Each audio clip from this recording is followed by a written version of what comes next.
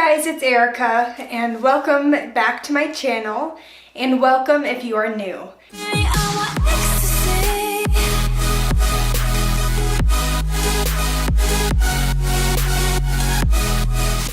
My name is Erica and I had gastric bypass surgery on July 20th, 2017, and today I am 7 months post-op. So some of my stats, for those of you that are new, I started with my highest weight at 280 pounds and I am 5'7". That put my BMI a little over 40, and day of surgery in July I was 247.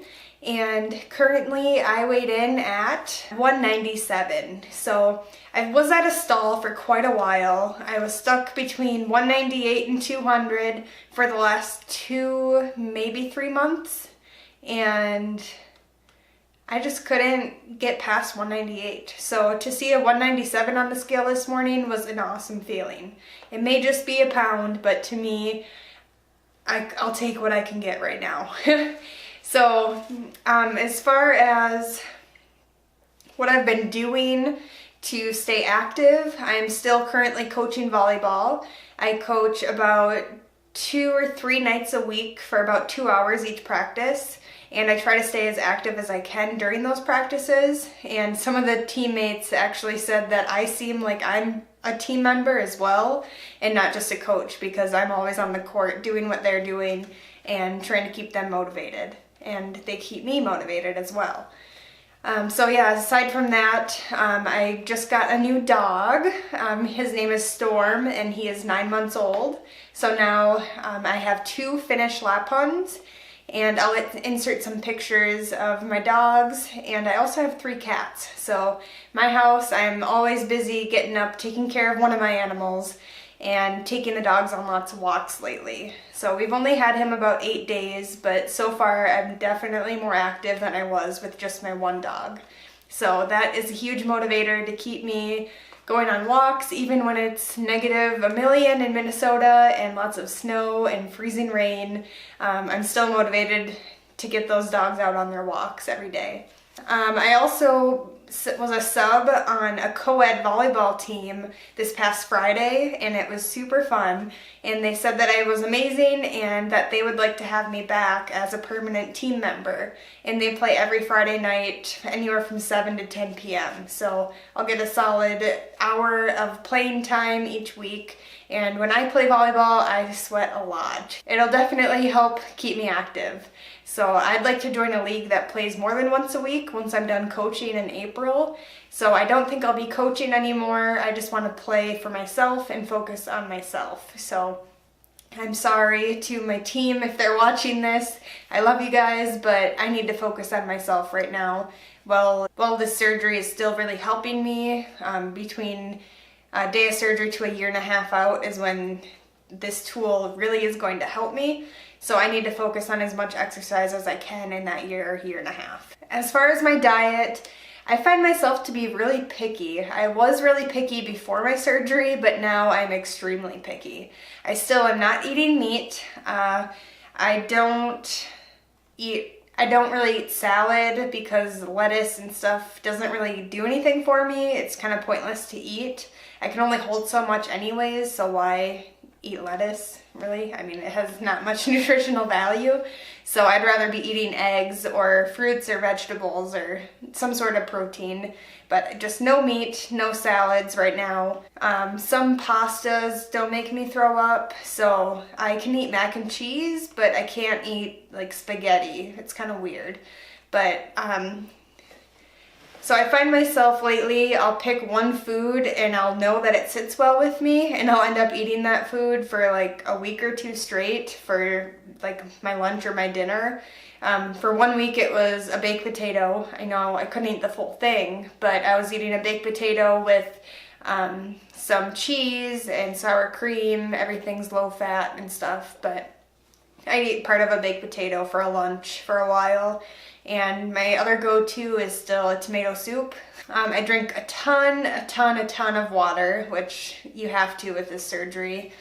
So I drink a lot of water, milk, protein shakes, I'll make a smoothie once in a while for breakfast, and I do drink at least a cup of coffee every morning because without it I cannot function. And occasionally I'll drink some wine at night, but that's about all I do for liquids, but I do drink majority of water and milk. As far as vegetables, I know that I can tolerate tomatoes, carrots, cucumbers, broccoli, and cauliflower. I haven't really tried much else from that, but those are the few things that I can tolerate. And for fruits, I find that fresh fruits are better. I can't really tolerate canned fruits because of all the added sugar, and that can make me sick. And I can't tolerate any fruit juices like apple juice, grape juice, cranberry juice, stuff like that is way too sugary and makes me really sick. However, I can eat chocolate. So this year for Valentine's Day, I told my husband I didn't want anything. I just wanted to get our new dog, and that could be my Valentine's present. But he actually came home from work and surprised me with some red roses, a really lovely card, and a big box of chocolates. And I knew if he bought chocolates, I was gonna eat them all because I can tolerate chocolate, so I just eat it. And I shouldn't, but I do. Oh my god. But it's been 6 days since Valentine's Day, and I think there's still a couple pieces left in the box of chocolates, so I don't know if that's good or bad. But yeah, I can eat chocolate, but I try to do it in moderation. So some things that I've been able to do lately that I definitely could not do before surgery. One is when I went to Disneyland, I was able to sit on the airplane without an extender belt. So that was an amazing non-scale victory. Another thing is that I feel way more confident if I wear leggings now than when I used to be 280 pounds. I've been wearing leggings and yoga pants for volleyball for the past month or so, and before surgery I would have never left the house in that stuff. That would have been something I'd wear only in my house. But now I wear leggings and yoga pants all the time when I'm not in my scrubs for work, and it's an amazing feeling to be confident in what you're wearing. Because even before surgery, I'd like to wear a sweatshirt or something that could just hide as much as possible. And now I have a lot more body positivity and more confidence in myself. Now I can actually run about a mile without stopping. Before I could barely get up and walk across my house without being out of breath or sore, and now I can run a mile and I feel amazing after. I just want to keep running, but I know I'm not light enough yet to where I'm not going to hurt the next day really, so I gotta kind of watch it because my joints are not as good as they would be if I hadn't been overweight for so long, because I do notice that my knees and my ankles tend to get really sore after I do run or do a lot of walking, so I gotta kind of take it easy. But the fact that I can run a full mile is amazing. As you guys know, I only lost about a pound since my last update, but I did lose a couple more inches, and my clothes are getting bigger and bigger on me. I'm still wearing scrubs from before my surgery, which are sometimes a 2 or 3X, and I can comfortably fit in a size large for pants and a large or even a medium for shirts. So my clothes are all really big on me, and everyone at work always asks me if I've lost weight because my clothes are huge. And these are people that didn't know me before my surgery. And I'm like, yeah, matter of fact, I have lost weight. I've lost 83 pounds. And it's kind of fun to talk to them about my accomplishments. And it reminds me of how far I've came from where I started. So some cons that I'm still dealing with would be the extra skin.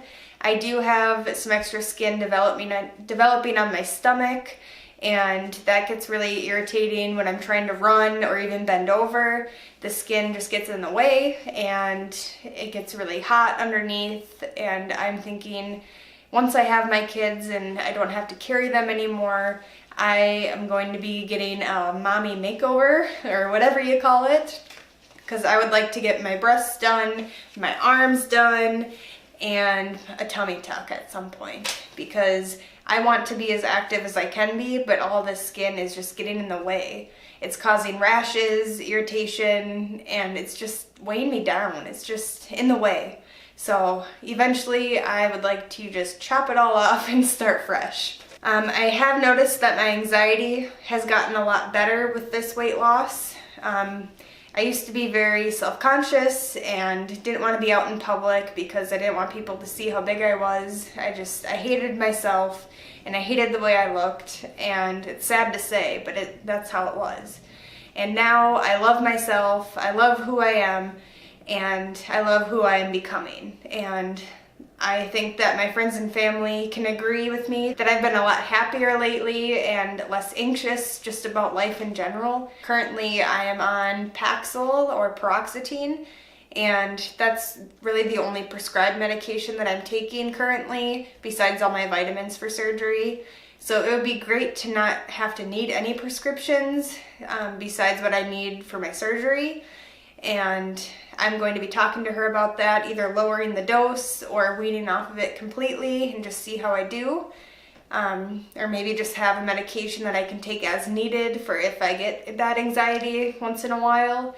But my goal is to not need any prescriptions for the rest of my life, obviously. No one wants to have prescription medication, and it can cost a lot of money in the long run. So I just would like to save some money and just not have to take it anymore. So that's about all I have for this month's update. Since there wasn't much weight loss, I'm not going to be posting before and after pictures in this one, but I will be showing you some cute pictures and videos of my new dog Storm, and maybe just some things that I've done this month. And stay tuned for my next month's update when I'm 8 months post-op, and I look forward to seeing you later. I hope that you like this video and subscribe to my channel to stay up to date on how this recovery is going. Thank you. I love you guys. Bye.